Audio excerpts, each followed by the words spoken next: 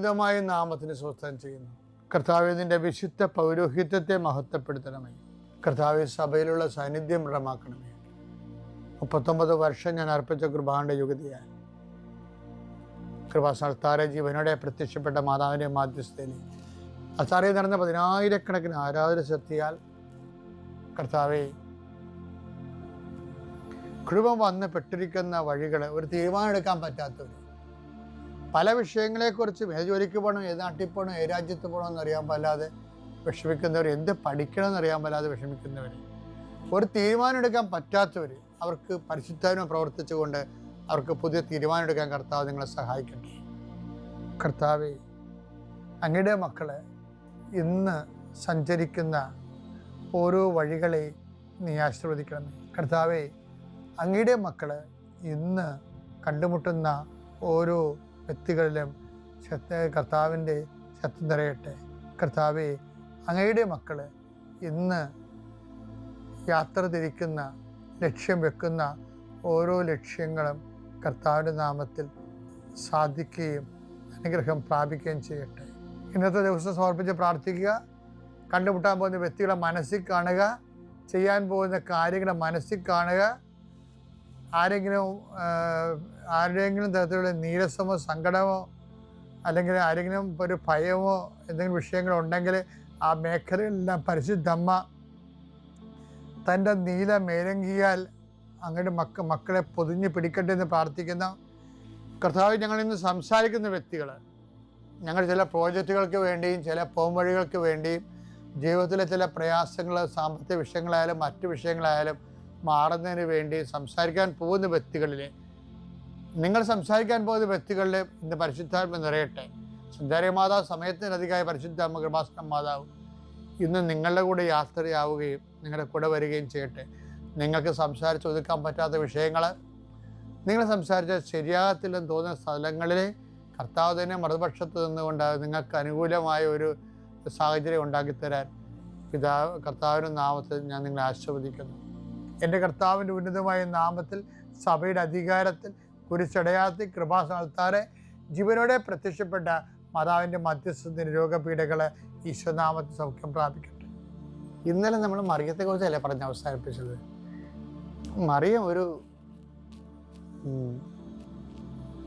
മറിയത്തെ അമ്മയാണെന്ന് ക്രിസ്തു പറയേണ്ടിയിരുന്ന സ്ഥലം ശരിക്കും പറഞ്ഞാൽ കാനായിൽ വെച്ചാണ് പറയേണ്ടത്. കാര്യം ഒരു അമ്മയുടെ പണി അവിടെ ചെയ്യണത് കാനായിൽ വെച്ചാണ്. കുടുംബത്തിലാണ്, അവളുടെ കുടുംബത്തിലുണ്ടായിരുന്നു, യേശുവിൻ്റെ അമ്മയോടെ ഉണ്ടായിരുന്നു. അവർക്ക് വീഞ്ഞ് തികയാതെ വന്ന് അടുക്കള കാലിയായപ്പോൾ, അടുക്കള കരിന്തിരി കത്തിയപ്പോൾ ആദ്യം അറിഞ്ഞ ആളാണ്. അറിയുക മാത്രമല്ല, അത് അറിയേണ്ട സ്ഥലത്ത് അറിയിച്ച് അതിന് സമാധാനം നൽകി എല്ലാവരും തീറ്റിപ്പോറ്റി എല്ലാവരെയും കുടിപ്പിച്ച് തൃപ്തരാക്കി. അമ്മയുടെ പണി ചെയ്യണത് അവിടെ വെച്ചാണ്. പക്ഷെ അവിടെ അമ്മയൊന്നും കയറി ധൃതി കാണിച്ച് ഈശോ വിളിക്കത്തില്ല. ഈശോ മനുഷ്യാവതാര രഹസ്യത്തിൽ ഉള്ള നിനക്ക് സ്ത്രീക്കും തമ്മിലും നിന്റെ സ്ത്രീക്ക് തമ്മിൽ ഞാൻ ശത്രു ഉളവാക്കും, അവൻ നിന്റെ കുതികാലിനെ പരിക്കേൽപ്പിക്കുമെന്ന് പറഞ്ഞ ആ ഒരു ഭാഗത്തിൽ രക്ഷാകര സംഭവത്തിൽ സ്ത്രീക്കുള്ള സ്ഥാനത്തിലേക്കാണ് മാതാവിനെ അവിടെ ഓർക്കണത്. പക്ഷേ മരണസമയം, കുരിശാരോഹണ സമയത്ത് ഈശോ പറയും, ഇതാ നിന്റെ അമ്മയെന്ന് പറയും.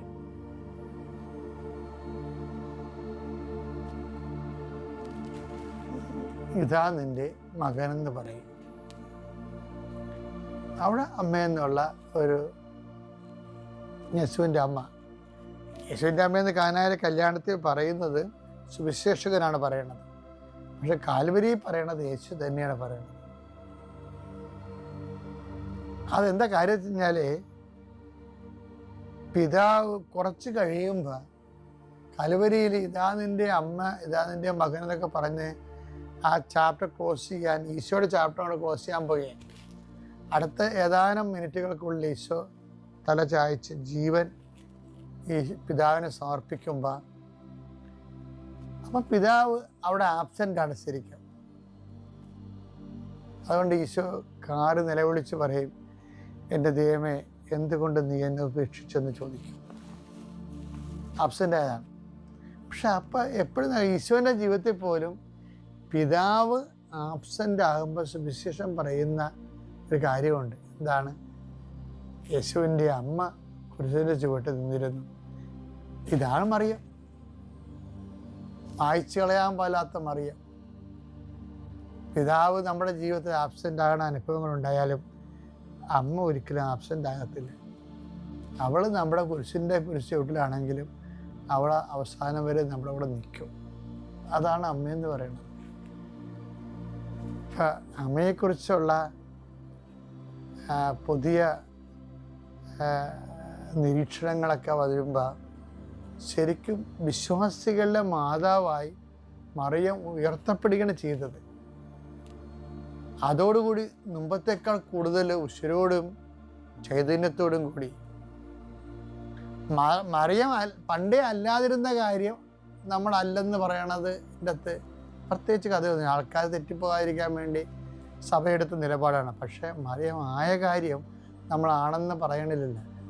ഇപ്പോൾ സഭ പറഞ്ഞില്ലേ, മറിയം വിശ്വാസികളുടെ എക്കാലത്തെയുമുള്ള വിശ്വാസികളുടെ അമ്മയാണ്. വിശ്വാസം എന്ന് പറയുമ്പോൾ ആ വിശ്വാസികളുടെ ആ വിശ്വാസത്തിൻ്റെ ദൈവത്തിലല്ലേ വിശ്വസിക്കണത്. ആ ദൈവം ചില സമയത്ത് നമ്മുടെ ജീവിതത്തിൽ ആബ്സെൻ്റ് ആകും. അപ്പോഴും ദൈവം ആബ്സെൻ്റ് ആയ നമ്മുടെ കുരിശിൻ്റെ ചുവട്ടിലെ അമ്മയുണ്ടാകും. അതാണ് സുവിശേഷം പറയണത്. യേശുവിൻ്റെ അമ്മ അവൻ്റെ കുരിശിൻ്റെ ചുവട്ടിൽ നിന്നിരുന്നു. അമ്മയെ പുറകെ പിടിച്ചുകൊണ്ട് പോകാൻ നോക്കുക. പിതാവിൻ്റെയും പുത്രൻ്റെയും പരിശുദ്ധാത്മാവിൻ്റെ നാമം.